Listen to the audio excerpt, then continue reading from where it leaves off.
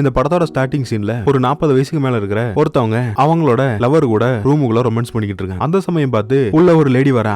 அவ யாருன்னு பார்த்தா இப்போ இந்த காதலன் கூட காதல் பண்ணிக்கிட்டு இருந்தாங்கல்ல இந்த அம்மா, இவங்களோட பொண்ணுதான். இவங்கள நம்ம ஹீரோயின் சொல்லுவோம். ஹீரோயின் இவங்களோட அம்மா. இப்படி யாருன்னே தெரியாத ஒருத்தன் கூட ரூமுக்குள்ள தனியா இருக்கிறத பார்த்ததும் அவ அதிர்ச்சி ஆகிறா. அதை விட இங்க நின்னுட்டு இருக்கான் பாத்தீங்களா, இவனை ஏற்கனவே இந்த ஹீரோயினுக்கு தெரியும் போல. சரி, இவங்க இப்பதான் ஃபர்ஸ்ட் டைம் ஒருத்தர் பாத்துக்கிறாங்க. இந்த சந்திப்பை நம்ம ஸ்பெஷலா மாத்தணுங்கிறதுக்காக ஹீரோயினோட அம்மா என்ன சொல்றாங்கன்னா, கிச்சன்ல நான் ஒரு ஸ்பெஷலான ஃபுட் வச்சிருக்கேன், நான் எடுத்துட்டு வரேன், அது வரைக்கும் நீங்க ரெண்டு பேரும் பேசிட்டு இருங்கிற மாதிரி சொல்லிட்டு இவங்க போயிடுறாங்க. இவங்க போனதுக்கு அப்புறம் ஹீரோயின் இவனுக்கு பக்கத்துல வந்து, நான் உன்னை பிரேக்கப் பண்ணதுக்காக என்ன ரிவெஞ்ச் எடுக்கிறதுக்காக தான் நீ என்னோட அம்மாவையே வந்து காதலிச்சுக்கிட்டு இருக்கியா, எத்தனை நாளா இது நடந்துகிட்டு இருக்கு அப்படிங்கிற மாதிரி ஹீரோயின் கேக்குறாங்க. ஆனா அவன் என்ன சொல்றானா, கண்டிப்பா இது உன்னோட அம்மான்னு சொல்லி நான் காதலிக்கல, நாங்க ரெண்டு பேரும் எதிர்ச்சியா பார்த்துதான் எங்களுக்குள்ள பழக்கம் ஏற்பட்டுச்சு, உன்னை ரிவெஞ்ச் எடுக்கிறதுக்காக நான் இந்த விஷயத்தை பண்ணலங்கிற மாதிரி இவன் சொல்றான். ஆனா அப்பவும் அவங்களுக்கு நம்பிக்கையே வரல. கரெக்டா இவங்க ரெண்டு பேரும் இந்த மாதிரி பேசிக்கிட்டு இருக்கும்போதே ஹீரோயினோட அம்மா உள்ளுக்குள்ள வந்தார். அவங்க கிட்ட எதுவும் நடக்காத மாதிரி ஹீரோயின் காமிச்சுக்கிறா. சரி, ஸ்பெஷலான அந்த சாப்பாடு வேற சமைச்சு வச்சிருக்குன்னு சொல்லி சொன்னாங்கல்ல, அத டைனிங் டேபிள் எடுத்து வச்சு ஒயின் கொண்டு வர மறந்துட்டேன், நான் போய் எடுத்துட்டு வரேங்கிற மாதிரி சொல்லிட்டு ஹீரோயின் அம்மா அந்த பக்கம் போறாங்க. இவங்க போன அந்த சமயம், நான் இதுக்கு முன்னால நம்ம ரெண்டு பேருக்குள்ளேயும் இருந்த அந்த பழக்கத்தை என் அம்மா கிட்ட சொல்லக்கூடாதுன்னு சொல்லி நினைக்கிறேன், அதனால நீ இப்பவே அவங்க கூட நீ என்ன திட்டத்தோட பழகிட்டு இருக்குன்னு எனக்கு தெரியாது, நீயாகவே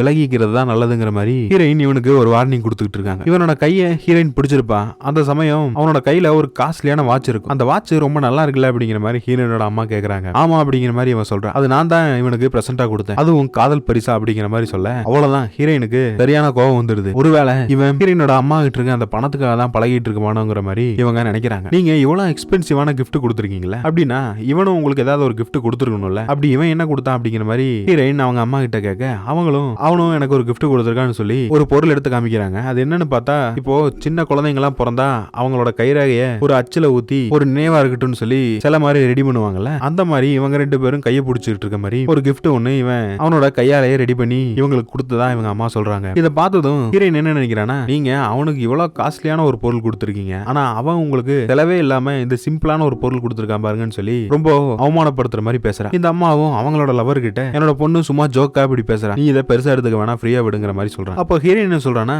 நம்ம ரெண்டு பேருக்குள்ள ஏற்கனவே நடந்த சில விஷயங்களை பத்தி நான் இப்போ உங்ககிட்ட சொல்ல வேண்டியது இருக்குன்னு சொல்லி ஹீரோயின் இந்த உண்மையை சொல்றதுக்கு முன்னாலேயே அந்த லவர் பைய சொல்லிட்டான், நானும் உங்களோட பொண்ணும் ஒரு 2 வருஷத்துக்கு முன்னாடி டேட்டிங் போயிருக்கோம் அப்படிங்கிற மாதிரி அவன் சொல்ல, இதை கேட்டதுமே அவங்களுக்கும் கொஞ்சம் அதிர்ச்சியா தான் இருக்கு. இதை ஏன் நீ முதல்லயே என்கிட்ட சொல்லல, சொல்லிருக்கலாம்ல, பரவாயில்ல, இதுக்கு மேல ரகசியம் சொல்றதுக்கு எதுவுமே இல்ல, நமக்கு எல்லாமே தெரிஞ்சிருச்சு, இதுல என்ன பெரிய தப்பு இருக்கு அப்படிங்கிற மாதிரி அவங்க சொல்றாங்க. இந்த ஒரு விஷயத்துக்காக தான் நீங்க ரெண்டு பேரும் இவ்வளவு கோவமா இருந்தீங்களா, எனக்கே இப்பதான் புரியுதுங்கிற மாதிரி ஹீரோனோட அம்மா சொல்றாங்க. சரி பரவாயில்ல, நீ எப்பயோ அவன் காதலிச்சிருக்க, அவன் ஒண்ணும் நான் தான் உன்னோட அம்மான்னு சொல்லி நினைச்சு என்கிட்ட ப்ரப்போஸ் பண்ணல, இது எதிர்ச்சியா நடந்த ஒரு விஷயம் தான், இதை பெருசா எடுத்துக்க வேண்டிய அவசியம் இல்லங்கிற மாதிரி இவங்க சொல்லிடுறாங்க. அப்போ ஹீரோயின் இன்னொரு விஷயத்த சொல்றான், நான் எதுக்காக அவனை பிரேக்கப் பண்ணேன்னு சொல்லி உங்களுக்கு தெரியுமா, அவன் ஒரு எஸ்கார்ட் அப்படிங்கிற மாதிரி சொல்றான். அப்படின்னா ஆண் விபச்சாரம்னு சொல்லி சொல்லுவோம் பாத்தீங்களா, அந்த மாதிரி காசுக்காக ஹீரோ இப்படிப்பட்ட வேலைகள்லாம் பண்ணிட்டு இருந்திருக்கான், இதனால தான் இவனை நான் பிரேக்கப் பண்ணிட்டேன். இப்போ சொல்லுங்க, இந்த விஷயத்தெல்லாம் தெரிஞ்சதுக்கு அப்புறமும் நீங்க இவனை கல்யாணம் பண்ணிக்கணும்னு சொல்லி நினைக்கிறீங்களா அப்படிங்கிற மாதிரி ஹீரோயின் கேட்க, இந்த அம்மாவும் அந்த லவர் பாய் கிட்ட இதெல்லாம் நீ என்கிட்ட சொல்லவே இல்லையே அப்படிங்கிற மாதிரி அவங்க கேட்க, அவன் ஒரு விஷயத்த சொல்றான், ஒருவேளை இதெல்லாம் நான் சொன்னா நீங்க எங்க என்ன கல்யாணம் பண்ணிக்காம போயிடுவீங்களோ அப்படிங்கிற மாதிரி ஒரு சூழ்நிலை வந்துருமோ அப்படிங்கறக்காக தான் நான் இதை சொல்லல, மத்தபடி மறைக்கணும்லாம் எதுவுமே இல்லை அப்படிங்கிற மாதிரி அவன் சொல்லிட்டு, உங்களுக்கு கொடுக்கறதுக்காகவே ஒரு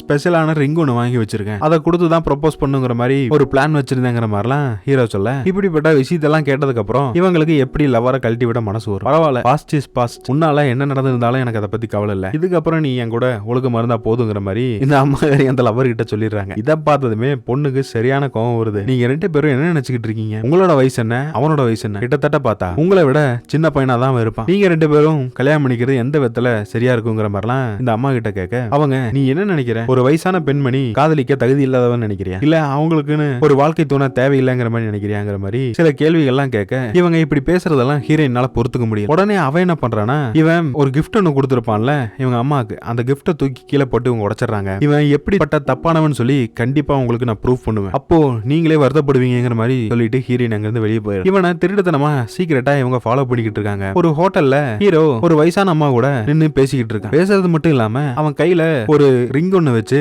இவங்களுக்கு அவன் ப்ரப்போஸ் பண்ணிக்கிட்டு இருக்கான். நீங்க என்ன கல்யாணம் பண்ணிப்பேங்க நம்பிதான் இதை நான் கொடுக்குறேன், முடியாதுங்கிற மாதிரி சொல்லிடாதீங்கிற மாதிரி ஏதோ ரொமான்டிக்கா பேசி இந்த மாதிரியான வேலையெல்லாம் பண்ணிக்கிட்டு இருக்கான். இதை ஹீரோயின் அவளோட மொபைல்ல போட்டோ எடுத்துக்கிறா. உன்னை பத்தி நான் நினைச்சது சரியா போச்சு, எவ்வளவு ஒரு மோசமானவனா இருந்தா என்னோட அம்மாவையும் காதலிச்சுட்டு கூடவே இன்னொரு வயசான அம்மாவையும் காதலிச்சுக்கிட்டு இருப்பேன், உன்ன மாதிரி ஆட்களை சும்மாவே விடக்கூடாது, எங்க அம்மா கிட்ட இந்த உண்மையை சொல்லி உன்னை என்ன பண்றேங்கிற மாதிரி கோவமா பேசிட்டு அங்கிருந்து போயிடுறா. ஆனா ஹீரோயின் இந்த இடத்துல இருந்ததை அந்த லவர் பாய் நோட் பண்ணவே இல்லை. இவங்க பிளான் பண்ண மாதிரியே அடுத்த நாள் ஒரு பார்ட்டி வச்சு இவங்களோட அந்த ரிங் ப்ரப்போசலை வைக்கலாம்னு சொல்லி முடிவு பண்ணிருப்பாங்க. இருப்பாங்க. அந்த இடத்துக்கு ஹீரோயின் வராங்க. ஹீரோயினோட அம்மாவோட ஃப்ரெண்ட்ஸ் எல்லாம் இந்த பார்ட்டிக்கு வந்திருப்பாங்க. அவங்க கிட்ட இதுக்கு மேல இந்த பார்ட்டி நடக்க போறது இல்ல, எல்லாமே முடிஞ்சு போயிடுச்சு, நீங்க எல்லாரும் கிளம்பலாம் அப்படிங்கிற மாதிரி சொல்றாங்க. இவங்களுக்கு ஒண்ணுமே புரியல, எதுக்காக இப்படி பேசுற, எல்லாம் நல்லா தானே போயிட்டு இருக்கு அப்படிங்கிற மாதிரி சொல்ல, நல்லா தான் போயிட்டு இருந்துச்சு, ஆனா இப்ப நான் சொல்ல போற ஒரு விஷயத்துக்கு அப்புறம் நீங்களே இதை வேணாம்னு சொல்லிடுவீங்கிற மாதிரி ஒரு போட்டோஸ் எல்லாம் எடுத்து காமிக்கிறான். என்னதுன்னு பார்த்தா ஹீரோ ஒரு வயசான அம்மாவுக்கு ரிங்க கொடுத்திருப்பான்ல, அதை வந்து ஹீரோயின் போட்டோவை எடுத்து அதை பிரிண்ட் வேற போட்டு கொண்டு வந்து அவங்களோட அம்மா கிட்ட காமிக்கிறான். இதை பார்த்ததுமே அவங்களுமே மனசுடைஞ்சு போயிடுறாங்க. இவன் இத்தனை நாள் நம்மளை ஏமாத்திட்டு தான் இருந்திருக்கான், என்னோட பொண்ணு சொன்னது கரெக்ட் தான், இதுக்கு மேல இந்த பார்ட்டி நடக்காது, நீங்க எல்லாருமே கிளம்புங்க அப்படிங்கிற மாதிரி அவங்க சொல்லிடுறாங்க. அதோட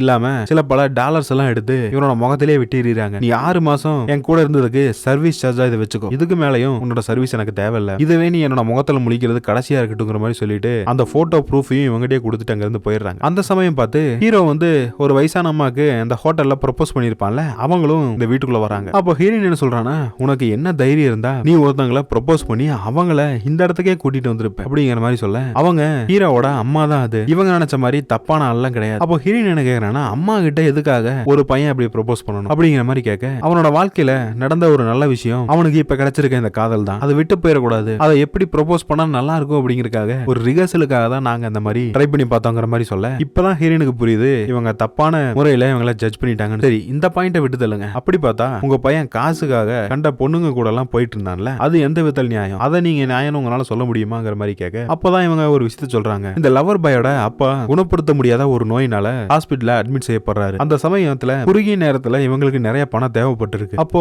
எங்களுக்கு வேற வழி தெரியலாம தான் என்னோட பையன் இந்த மாதிரியான ஒரு வேலைக்கு போனான். அது கூட எதுக்காகனா தன்னோட அப்பாவை அவர் சாகும்போது வழி இல்லாமலும் நிம்மதியாவும் இருக்கணுங்கிற ஒரே காரணத்துக்காக தான் இப்படிப்பட்ட ஒரு தப்ப அவன் பண்ணான். அதெல்லாம் எப்பவும் அவன் விட்டு திருந்தி வந்துட்டான், நீ நினைக்கிற மாதிரிலாம் கிடையாது, நீ தான் அவனை ரொம்ப மிஸ் அண்டர்ஸ்டாண்டிங் பண்ணி வச்சிருக்காங்கிற மாதிரி ஹீரோயின் கிட்ட இவங்க சொல்றான். இந்த பக்கம் லவர் பாய் அவனோட லவர் கிட்ட நடந்த இந்த விஷயத்தெல்லாம் சொல்ல, சரி எல்லாம் ஓகே, ஆனா என்னோட பொண்ணு ஏன் நம்ம 2 பேரையும் பிரிக்கணுங்கிறதுலே ஒரே குறிக்கோளோட இருக்கா, அதான் எனக்கு புரியல அப்படிங்கிற மாதிரி இவங்க சொல்ல, அந்த சமயத்துல ஹீரோயின் உள்ளுக்குள்ள வர இவங்கிட்ட இவங்க மன்னிப்பு கேட்கறாங்க. நான் உன்ன ரொம்ப தப்பானு சொல்லி நினைச்சிட்டேன், நான் பண்ணது பெரிய தப்பு, இதுக்கு மேல உங்களை நான் பிரிக்க விரும்பல அப்படிங்கறத சொல்லிட்டு ஹீரோயின் அவங்க அம்மா கிட்ட 40 வயசோ 60 வயசோ இல்ல 100 வயசோ எந்த வயசா இருந்தாலும் ஒரு பெண் காதலிச்சு கல்யாணம் பண்ணிக்க அவளுக்கு முழு உரிமை இருக்கு, அதை யாராலையும் தடுக்க முடியாது, நான் பண்ணது தப்பு தான் அப்படிங்கிற மாதிரி அவங்களோட அம்மா கிட்டயே மன்னிப்பு கேட்கறேன். உங்களுக்கு பிரசன்டா அவனுக்கு கொடுக்க போறேன்னு சொல்லி ஹீரோயின் அவளோட கையாலேயே ஒரு பொருளை அந்த கிஃப்ட் தூக்கி போட்டு உடைச்சிருப்பாங்கல்ல, அதை கொண்டு வந்து கொடுத்து இந்த பார்ட்டியை கண்டினியூ பண்ண சொல்றாங்க. லைட் எல்லாம் ஆஃப் பண்ணதுக்கு அப்புறம் கேண்டில் லைட் மட்டும் ஆன் பண்ணி விட்டு லவர் பாய் அவன் கையில இருக்க அந்த கிஃப்ட் ரிங் பாக்ஸ் ஓபன் பண்ணி இந்த அம்மாவோட கையில